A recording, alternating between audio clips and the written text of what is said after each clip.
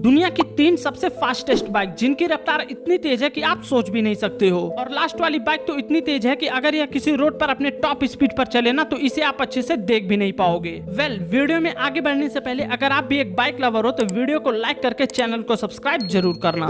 Number 3 पर आती है डुकाटी पैनिगाले V4R जिसकी टॉप स्पीड है 335 किलोमीटर पर आवर, जो कि 0 से 100 किलोमीटर पर आवर की टॉप स्पीड मात्र 3.3 सेकंड्स में ही अचीव कर सकती है। नंबर 2 पर आती है कावासाकी निंजा H2R जिसकी टॉप स्पीड है 400 किलोमीटर पर आवर, जो कि 0 से 100 किलोमीटर पर आवर की रफ्तार मात्र 2.8 सेकंड्स में ही अचीव कर सकती है। अब लास्ट नंबर 1 पर आती है दुनिया की फास्टेस्ट बाइक डॉज टॉमहॉक जिसकी टॉप स्पीड है 680 किलोमीटर पर आवर।